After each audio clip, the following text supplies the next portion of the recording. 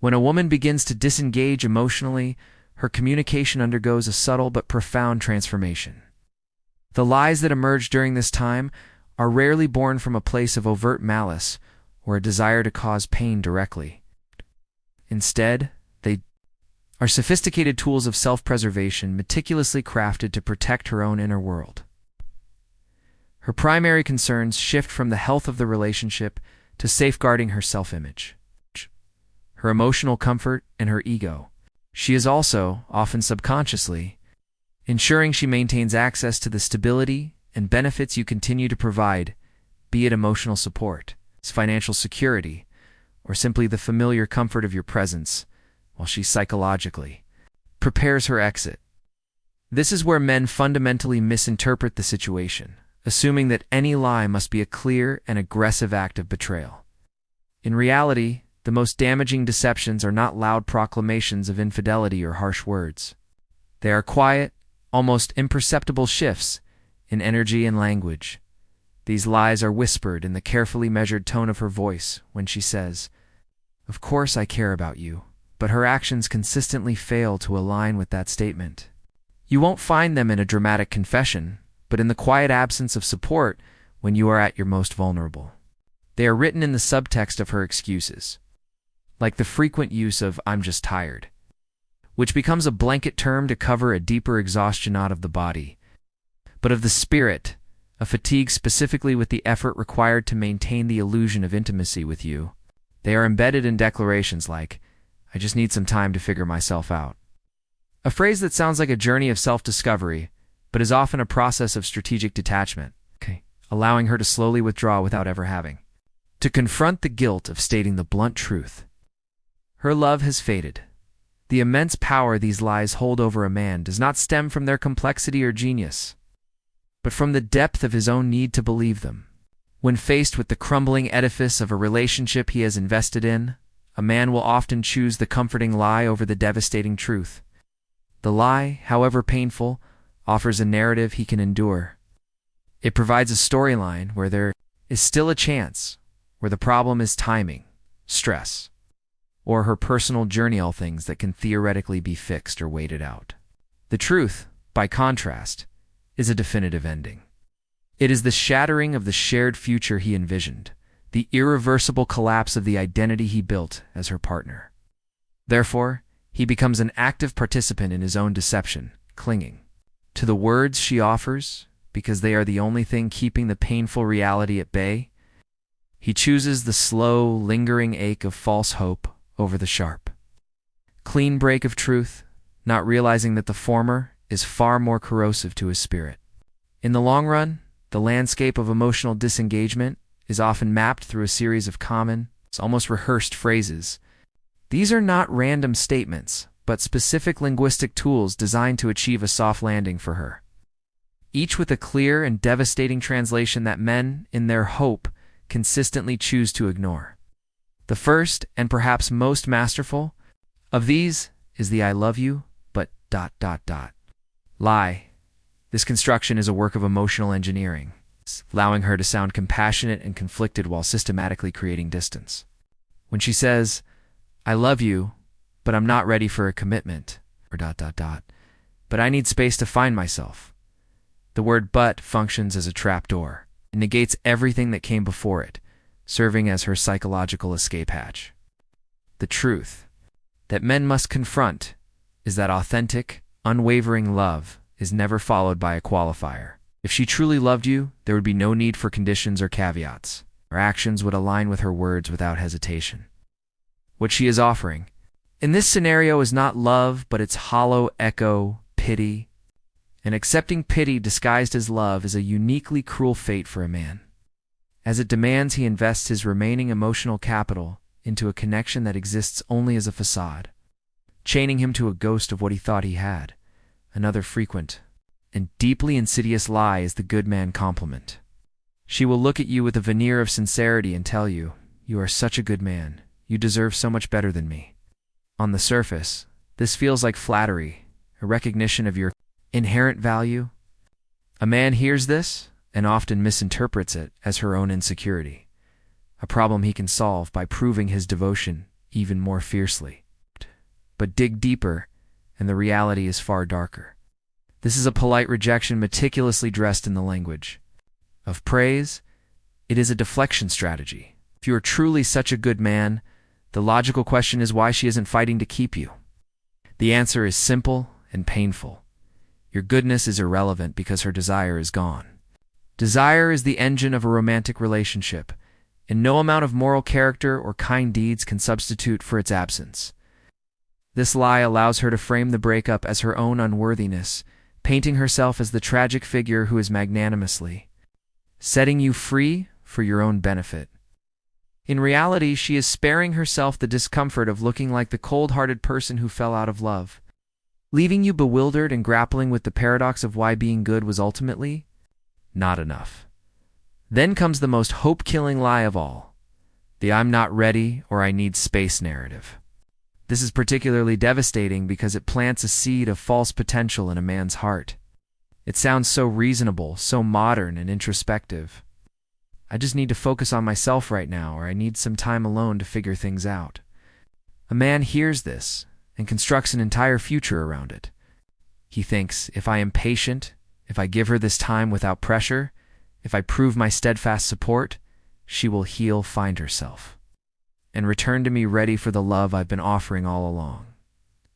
This is a tragic miscalculation. The harsh truth is that when a woman is truly in love, she does not press pause on the relationship.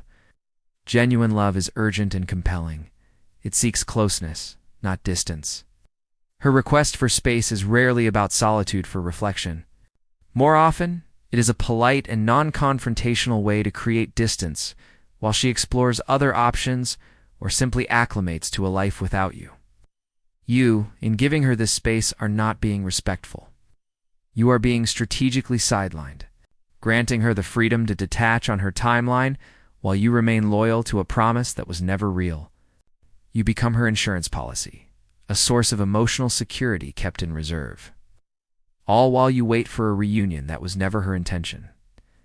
The most profound and painful deceptions are those that are never formally spoken. They exist not in sentences but in the chilling void where connection used to be, a language of absence that speaks louder than any words. This is the reality of presence without love, a state where she may still physically occupy your shared life, but her spirit has long since departed. She shares your bed, but her back is turned. She sits across from you at dinner, but the conversation is a hollow ritual. You feel it in the most fundamental ways. Her touch, once electric, now feels obligatory and cold. Laughter at your jokes sounds forced, a polite performance rather than an outburst of genuine joy. Her eyes, which once held your reflection, with focus and warmth now glaze over when you speak, looking through you to some point in the distance. This silent withdrawal creates a dissonance that is deeply unsettling, triggering every instinct you have. Yet, when you gather the courage to voice your observation, to say something feels different, you are often met not with honesty, but with gaslighting. She may dismiss your concerns with phrases like, "You're being paranoid," or "You're overthinking everything." This tactical dismissal is designed to protect her from accountability. She knows you are not crazy. Your intuition is correctly reading the energy she is radiating. But to admit that would force her to confront the truth of her own emotional abandonment and articulate it. Instead, she makes you doubt your own perception, the one reliable compass you have. This is how men waste years, silencing their own gut feelings and choosing to believe her placating words over the screaming evidence of their own experience. This strategy of deflection is often complemented by the "I'm just busy" lie, a shield so logical and commonplace it becomes almost impossible to challenge. Life is demanding. Everyone has commitments. But this universal truth is weaponized to justify a profound shift in priority. She was never too busy for you when her desire was strong. She found moments to send a text, made an effort to see you, and rearranged her schedule to prioritize the connection. Now, suddenly, she is perpetually swamped. Work, family obligations, and personal projects become an all-encompassing vortex that somehow only applies to the time she would spend with you. The contradiction is glaring. She is not too busy for her friends, not too busy to scroll through social media for hours, and not too busy to engage with new people who capture her interest. The lie is exposed not in her stated reasons, but in her actions towards everything else in her life. "I'm busy" is rarely about a crowded calendar. It is a clear and concise statement of priority. You have simply fallen down the list, and the phrase is a polite, plausible-sounding excuse to cover the fact that investing energy in you is no longer something she is willing to do.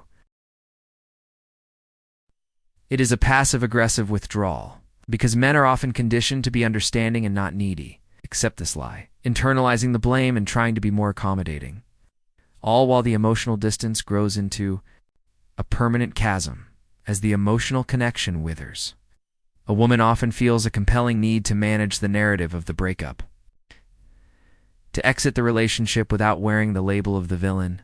To achieve this, she frequently offers what appear to be generous consolation prizes, gestures that feel like compromises or kindnesses, but are, in reality, carefully designed traps that prolong the man's agony and confusion. The most common and insidious of these is the offer of friendship. "I don't want to lose you completely," she might say, her voice dripping with a feigned sorrow that masks her relief. "You mean too much to me? Let's just be friends." To a man whose heart is still fully invested, this feels like a lifeline. It is a thread of connection, however thin, and he clings to it, convincing himself that if he can just remain patient and present in her orbit, his loyalty will be rewarded. He believes he can friendship his way back into her heart, that his steadfastness will eventually make her see what she is giving up. This is a catastrophic miscalculation. The offer of friendship is rarely born from a genuine desire to maintain a platonic bond. It is a strategic move that benefits only her. It allows her to retain your emotional support, your listening ear, and the comfort of your familiarity, while she freely pursues new romantic connections. You are demoted from partner to utility. You become the shoulder she cries on when the new man she truly desires causes her pain. The backup plan who provides validation without her having to offer any intimacy in return. This lie is a form of emotional cruelty, forcing you to bear witness to your own replacement while being told you should be grateful for the privilege of remaining in her life. Closely related is the "you deserve better" lie, a masterpiece of narrative inversion that frames her rejection as an act of selfless nobility. She looks you in the eye, often with a tremble in her voice she has learned to conjure, and tells you, "You're an amazing man. You deserve someone who can give you everything I can't. I'm just not good enough for you." This is perhaps the most effective lie because it so perfectly exploits a man's protective instincts and his ego. He hears this not as a rejection, but as her tragic insecurity. He doubles down, wanting to prove her wrong, to show her that she is enough and that he is willing to wait. He completely misses the true meaning behind the words. This is not an elevation of you, it is an excuse for her. She is not stepping aside for your benefit. She is stepping away for hers. By painting herself as the flawed party, she avoids the uncomfortable confrontation of stating the simple truth, "I do not want you." She shifts the responsibility onto you, making her departure seem like a generous act rather than a selfish one. The man is left holding the pieces, replaying the line as a backhanded compliment, thinking her admission of unworthiness is a sign of deep feeling, when it is actually the precise opposite. It is the final, polite dismissal. These poisoned offers are effective because they cater to a man's hope and his desire to see the best in the woman he loves.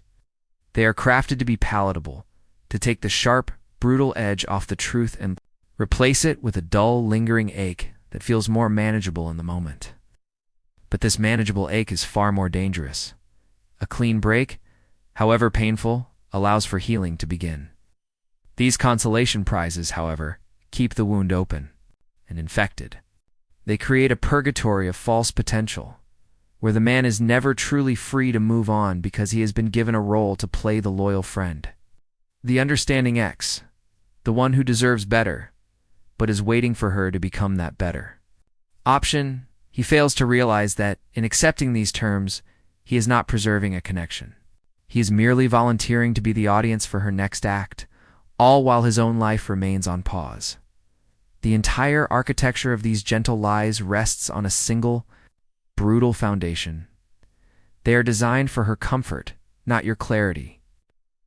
Pattern is consistent and devastating.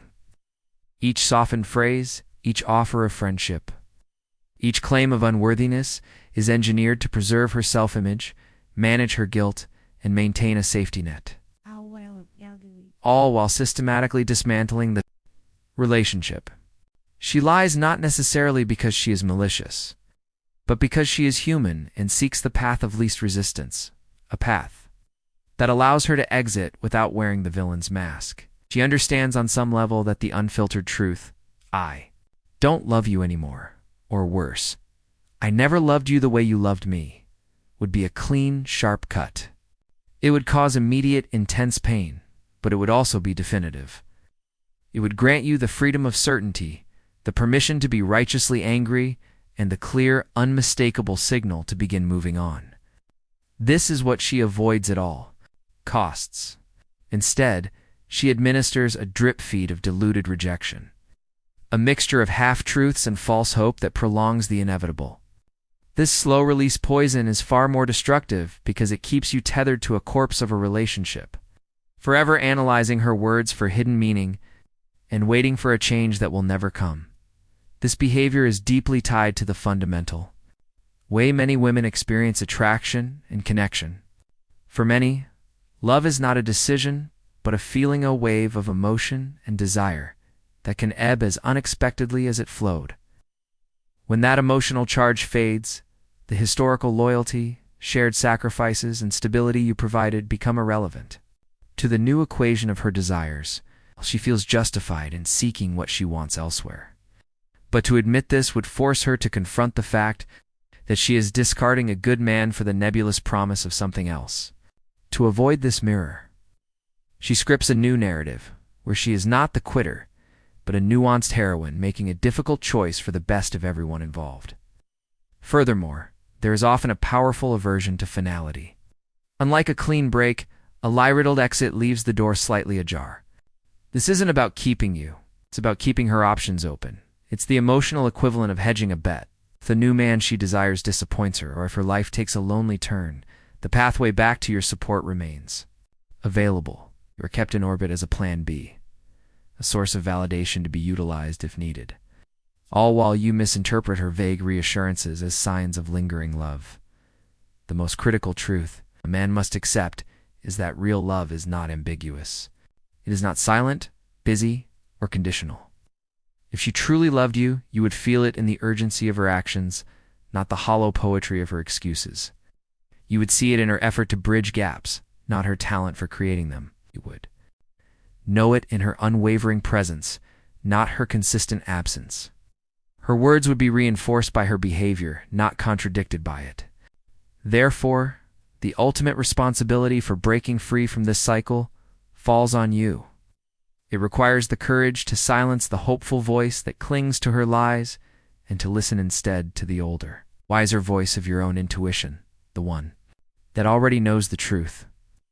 It demands that you prioritize your own peace over the potential of a future she has no intention of sharing. You must recognize that the greatest betrayal is not that she fell out of love feelings can change, but that she chose to deceive you long after her heart had left. She offered you a comforting illusion to make her exit easier, forcing you to live in a haunted house of what was, instead of freeing you to build something new. The path to healing begins the moment you reject her curated fiction and accept the liberating, if painful, truth. Her actions have already told you everything you need to know.